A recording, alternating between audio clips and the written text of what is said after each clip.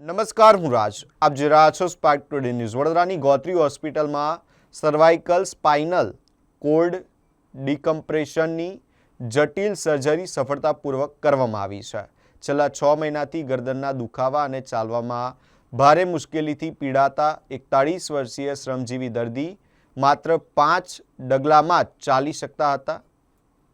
Surgery બાદ હવે દર્દી કોઈપણ પ્રકારના ટેકા વગર ચાલી રહ્યા છે. સુપ્રિન્ટેન્ડન્ટ ડૉક્ટર અનુપ ચંદાનીના પ્રયાસોથી આ મોંઘી દાટ સર્જરી આયુષ્યમાન કાર્ડ યોજના હેઠળ દર્દીને સંપૂર્ણપણે નિઃશુલ્ક મળી શકી છે. ઓર્થોપેડિક વિભાગના ડૉક્ટર ચિરાગ ઠક્કરે જણાવ્યું કે સર્જરીના 1 મહિના બાદ દર્દી હવે સપોર્ટ વગર પણ ચાલી શકે છે. તેમને લોકોને ગરદનનો સતત દુખાવો, શરીરનું અસંતુલન કે ચાલવામાં તકલીફ જેવા લક્ષણોને અવગણવાને બદલે સમયસર તબીબી તપાસ કરાવવાની સલાહ આપી છે. તો અહીંયા ગોત્રી મેડિકલ કોલેજ GMERSમાં ઓર્થોપેડિક વિભાગમાં એક 41 વર્ષીય યુવાન આવ્યા હતા જે છૂટક મજૂરી કરતા હતા અને એમને સર્વાઇકલ માયલોપથી નામની નો પ્રોબ્લેમ હતો કે જેની અંદર મણકા જે બોચીના મણકા હોય અને એની પાછળની ગાદી જ્યારે દબાણ કરે કરોડરજ્જુ ઉપર અને નસો ઉપર ત્યારે હાથ પગની વીકનેસ થઈ જાય. એટલે એમને લગભગ હાથ અને પગ બંનેમાં લકવાની અસર હતી અને એ જાતે ચાલી નહોતા શકતા અને એમને સહારા વગર ચાલી જ નહોતા શકતા. છેલ્લા 6 મહિનામાં એમણે ઘણા ડૉક્ટરોને બતાવ્યું પણ એમને દવાઓ અને ફિઝિયોથેરાપી કસરત કરવાનું જણાવવામાં આવ્યું પણ પેશન્ટનો હાલ દિવસે દિવસે ખરાબ થતો ગયો. પછી પેશન્ટ ટોટલી પથારી વશ થઈ ગયું અને અમારી પાસે લઈ આવવામાં આવ્યા. ત્યારે અમારા સ્પાઇન વિભાગ ના જે સર્જન્સ છે એ લોકોએ પેશન્ટનું એક્ઝામિનેશન કર્યું અને વ્યવસ્થિત રીતના એમને બધી સલાહ આપી. MRIની સલાહ આપી જે 6 મહિનામાં થયું જ નહોતું એકેવાર. અહીંયા MRIની સુવિધા ફ્રીમાં મળે છે આયુષ્યમાન કાર્ડ હોલ્ડર્સ માટે. એટલે પેશન્ટ આયુષ્યમાન કાર્ડમાં લઈને આવ્યું હતું એના હેઠળમાં અમે આ બધી ટ્રીટમેન્ટ કરી છે, જેમાં MRI ફ્રીમાં કરી દેવામાં આવ્યું અને MRI કરતાની સાથે જ જાણ થઈ કે પેશન્ટને સર્વાઇકલ માયલોપથી એટલે કે બોચીના ભાગના કરોડરજ્જુનું દબાણ થતાં એના હાથ અને પગ બંને પેરાલિસિસ લખવાની અસરમાં આવી ગયા હતા. તો અમારી ટીમે નિર્ણય લીધો કે આને તાત્કાલિક ધોરણે જેટલું બને એટલું જલ્દી એને કમ્પ્રેશન જે થયું છે નર્વનું એ રિલીઝ કરવામાં આવે અને અમારી ટીમે ઓપરેશન સફળ રીતના કર્યું. આજે 1 મહિનો થયો છે એ વાતને અને પેશન્ટ અત્યારે વિના કોઈ સહારે ઓપરેશન કરી શકે છે. ઓપરેશન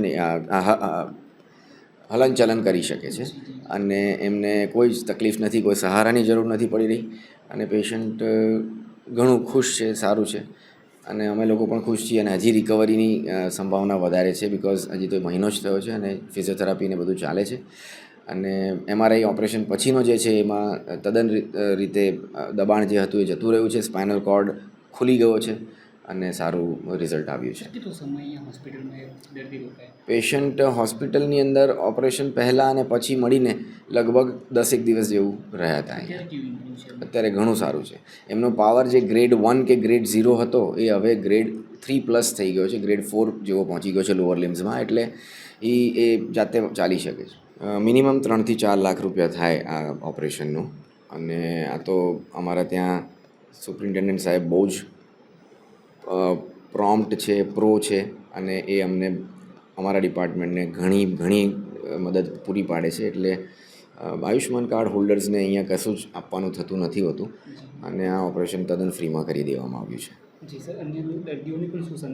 બધા જ દર્દીઓને એ સંદેશ આપવામાં આવું છું કે જેની પાસે આયુષ્યમાન કાર્ડ હોય તે ધારકો હોય અને એમને કોઈ ઓર્થોપેડિકનો પ્રોબ્લેમ હોય તો બેઝિઝક અહીંયા આવો, બધું જ ફ્રીમાં થઈ જશે. અને જો તમારી પાસે આયુષ્યમાન કાર્ડ ન હોય તો એ કઢાવી આપવાની પણ અહીંયા સુવિધા છે. તમારું આયુષ્યમાન કાર્ડ 2-3 દિવસમાં નીકળી જશે અને તમારી ટ્રીટમેન્ટ ટોટલી ફ્રી કરી દેવામાં આવશે. એક જાણ કરવી છે લોકલ જનરલ પબ્લિકને કે ગોત્રી મેડિકલ કોલેજની અંદર આયુષ્યમાન કાર્ડ હેઠળ ઘણી એવી સેવાઓ છે કે જે ફ્રીમાં કરી દેવામાં આવે છે. મોસ્ટલી બધી જ સેવાઓ ફ્રીમાં આપવામાં આવે છે અને ઓર્થોપેડિક વિભાગની અંદર અમે વી સ્ટ્રાઇવ કે જેટલું બને એટલું વધારે સારી રીતના અને બધા ડિપાર્ટમેન્ટ્સ ભેગા થઈ પેશન્ટને સૌથી સારામાં સારી ટ્રીટમેન્ટ મળે અને આપ સાહેબના માધ્યમથી અમે બધા જ લોકલ ન્યૂઝ મીડિયા નેટવર્ક બધાને રિક્વેસ્ટ કરીએ છીએ કે આપ સાહેબ અમારી સાથે રહો અને આ જે ન્યૂઝ છે કે જે જનરલ પબ્લિક સુધી પહોંચી શકે અને એ લોકોને નોલેજમાં આવે એવી અમે તમારી પાસે વિનંતી કરીએ છીએ. મારું નામ ડૉક્ટર વિસ્મય કોઠારી છે. હું આસિસ્ટન્ટ પ્રોફેસર તરીકે અને મારા સાથે મારા સિનિયર છે ડૉક્ટર તરુણ દેસાઈ, જે એસોસિએટ પ્રોફેસર છે ઓર્થોપેડિક ડિપાર્ટમેન્ટમાં. અમે બંને સાથે મળીને આ સર્જરી પાર પાડી છે, જેમાં 41 વર્ષીય જે યુવક હતા, જે છૂટક મજૂરી કરતા હતા અને એમને ધીરે ધીરે લકવાની અસર આવવા લાગી બંને હાથ અને બંને પગમાં. લાંબા સમયની દવાઓ જે એમને 6 મહિના અલગ હોસ્પિટલોમાં કરી, તેમ છતાં એમને કોઈ રિઝલ્ટ મળ્યું નહીં. એના પછી GMERS આવ્યા અને એમના પછી આગળ બધું પ્રોસેસ કરી, અમે બીજા રિપોર્ટ્સ કરાયા અને રિપોર્ટ્સમાં જાણવા મળ્યું કે ગરદનના ભાગમાં જ્યાંથી મેઇન નસ મગજમાંથી નીકળે છે અને નીચે બંને હાથ અને બંને પગને સપ્લાય કરે છે, જેનાથી આપણે કામ કરી શકીએ, જેનાથી આપણે ચાલી શકીએ છીએ, એ મેઇન નસ દબાતી હતી. એના લીધે આ ધીરે આંશિક લકવો એમને થઈ રહ્યો હતો, જેના લીધે એમનું કામ બંધ થઈ ગયું અને ધીરે આ લકવાની અસર વધી એટલે એ પથારીવશ થઈ રહ્યા હતા. આપણા પાસે આવ્યા પછી આપણે બધું ડાયગ્નોસ કર્યું અને એમને બધું સમજાવ્યું કે ઓપરેશનની જરૂર છે આ કન્ડિશનમાં. નહીં કરીએ તો આ વસ્તુ વધતી જશે અને આગળ જતાં સાવ પથારીવશ થવાની અને પૂર્ણ લકવો થવાની શક્યતાઓ છે. એના સમજાવ્યા પછી એમણે ઓપરેશનનું ડિસિઝન લીધું. આ એક ક્રિટિકલ સર્જરી છે, જેમાં આપણે ગરદનની પાછળના ભાગમાં જે મેઇન નસ જઈ રહી છે, જેને આપણે ઓપન કરી ત્યાં સર્જરી કરી અને જે નસનો દબાવ છે એ આપણે નસનો દબાવ હટાવ્યો અને એને સ્ટેબિલાઇઝ કરવા માટે સ્ક્રૂથી ફિક્સેશન કર્યું છે. એના પછી નસ પ્રોપર ખુલી ગઈ. નસ ખુલ્યા પછી ધીરે એમની રિકવરી આપણે 7 થી 8 દિવસ આપણા સામે જોયું અને પછી જેમ પેશન્ટ વધારે રિકવર થયું, પ્રોપર ફિઝિયોથેરાપી થઈ, કસરત થઈ અને હવે 1 મહિને જ્યારે આપણી પાસે પેશન્ટ આવ્યું છે તો એ સારી રીતે વોક કરી શકે છે અને ઇન્ડિપેન્ડન્ટલી એ ચાલી બી શકે છે. એમની જે ગ્રીપની તાકાત છૂટી ગઈ હતી, જે જમી નહોતા શકતા, ડેલી એક્ટિવિટી નહોતા કરી શકતા, એ હવે કરી શકે છે. સો ઓપરેશન દરમિયાન જે આપણે સ્પાઇનલ કોર્ડની આજુબાજુ જે મણકા આવેલા છે, એ મણકાને સ્ટેબિલાઇઝ કરવા માટે જે સ્ક્રૂની રિક્વાયરમેન્ટ હોય છે, એ સ્ક્રૂ આપણે સુપરિન્ટેન્ડન્ટ ઓફિસમાં રિક્વેસ્ટ મોકલીને આયુષ્માન અંતર્ગત ફ્રી ઓફ કોસ્ટ પ્રોક્યોર કરવામાં આવે છે, જેમાં જે MS ઓફિસ છે, સુપરિન્ટેન્ડન્ટ ઓફિસે ઘણી મદદ કરી છે અને આપણે ફ્રી ઓફ કોસ્ટ એમને સર્જરી કરી આપી છે.